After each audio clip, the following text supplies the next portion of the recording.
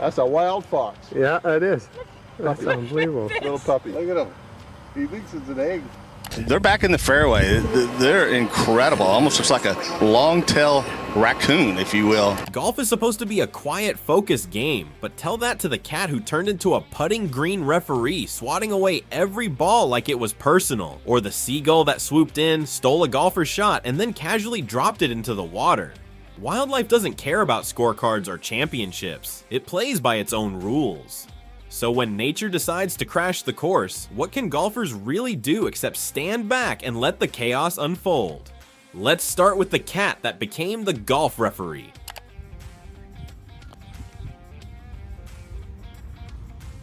Golfers were lining up their putts, reading the greens, and aiming for perfection, and then, boom, right before the ball could drop into the hole, this cat just had to get involved. With zero hesitation and 100% confidence, it swatted the ball away like it was doing the world a favor. Every single time. Not once, not twice. Every time. You can almost hear the frustration mixed with laughter.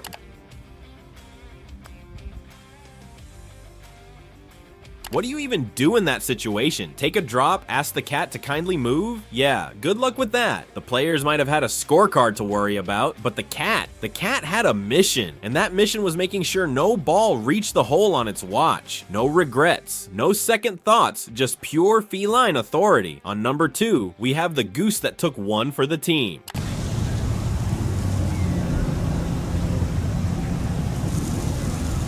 Golfers are used to hazards, bunkers, water traps, bad weather. What they're probably not used to? A living, breathing, flapping obstacle right in the middle of the fairway. Geese practically own golf courses, waddling around like they pay membership fees. One golfer figured he could play around them.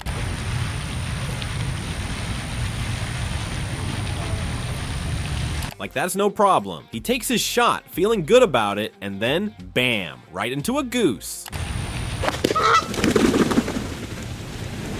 Direct hit. The goose, being the absolute tank, just shook it off like nothing happened. Probably gave the golfer a side eye before continuing its business. Meanwhile, the guy holding the club, probably contemplating every life decision that led to this moment. I didn't mean it.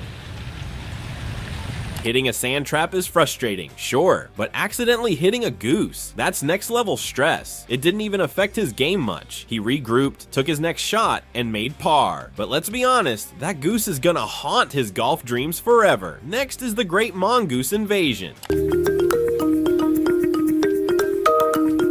There's a lot you can prepare for in golf. Wind, tough greens, tricky bunkers, but a full-scale mongoose invasion. Yeah, nobody had that on their bingo card.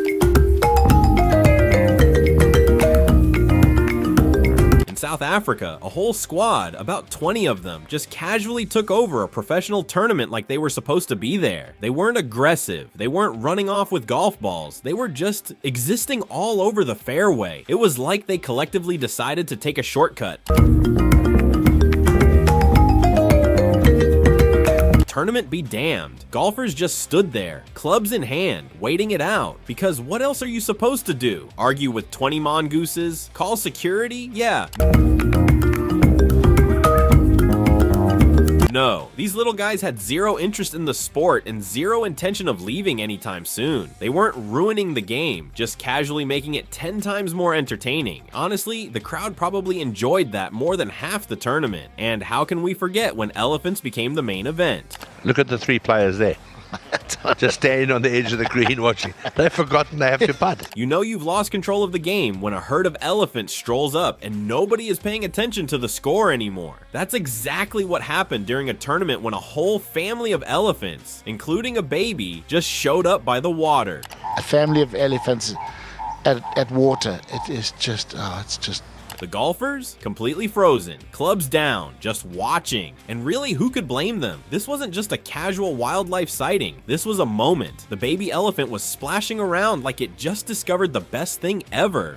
It's just glorious. Look at the little youngster, just so excited to get down to the water. while the others stood by, probably judging the humans standing there like statues. At that point, golf didn't even matter. The players could have teed off, but honestly, would anyone have even noticed? Probably not. The best move was exactly what they did. Just stand there, soak it all in, and accept that the elephants had just completely stolen the show.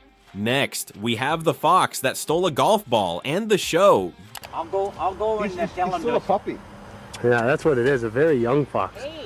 Golf can be unpredictable, but no one expected to lose a ball to a baby fox. This little guy found a golf ball rolling his way and instantly decided it was his new favorite toy. The golfers? Completely irrelevant. The game? That doesn't matter anymore. What are you doing with my golf ball? Look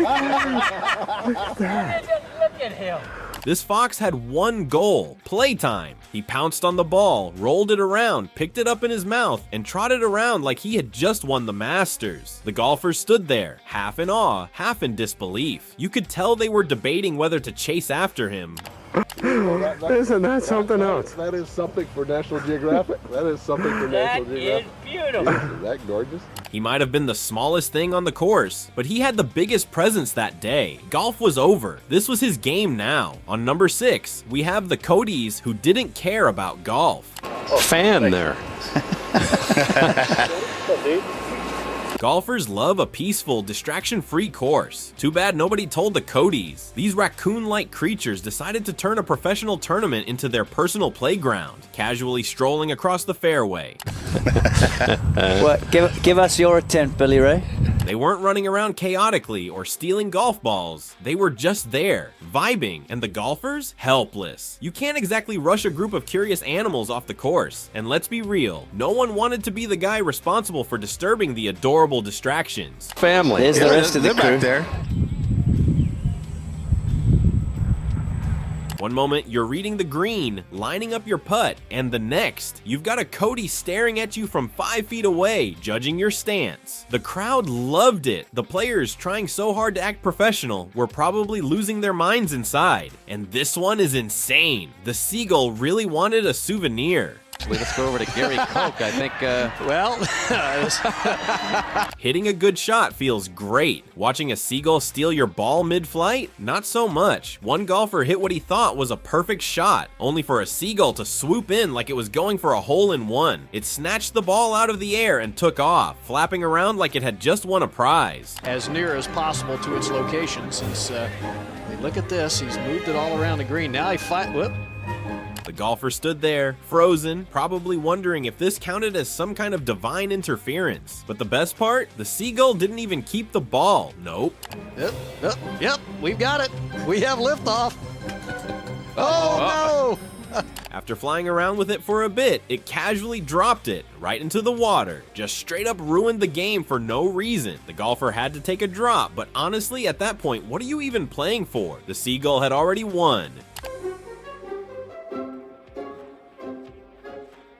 Golfers deal with bad shots all the time, but when the course itself starts working against you, that's just another level of disrespect.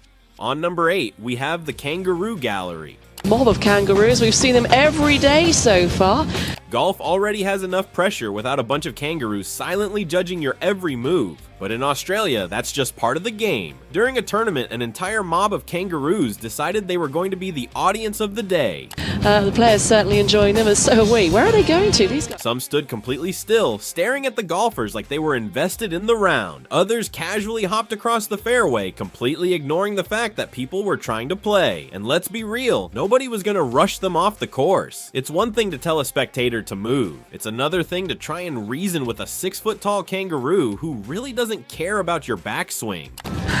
Doesn't seem to upset them, and just the golfers have to wait for them to get out of the way. The golfers just had to stand there waiting for their unexpected audience to lose interest. The funniest part, the kangaroos genuinely looked like they were watching the game unfold, like they had favorites they were rooting for. If golf ever needed more personality, kangaroo spectators might just be the answer.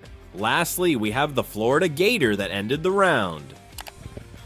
That is the biggest freaking alligator I have ever seen in my life. There are hazards in golf, and then there are Florida hazards. A sand trap is one thing. A 15-foot alligator casually strolling across the fairway, that's when you pack it up and go home. You gotta be kidding me. Come on, you ever seen anything that big? No, never. This absolute monster of a gator decided he was taking a slow, leisurely walk right through the course, completely ignoring the stunned golfers. Nobody moved. Nobody even breathed too hard. Because what are you supposed to do? Call the clubhouse? Tell it to leave? Yeah, not happening. I think that's two guys in an alligator suit. The golfers just stood there, gripping their clubs like that was gonna help if things went south. Meanwhile, the gator took its sweet time, eventually wandering toward the lake like this was just another Tuesday. Dave, Golf only resumed after he was a safe distance away, but let's be real, nobody's focusing after that. Some golf rounds just aren't worth finishing. So, what are your thoughts on this? Let us know in the comments below.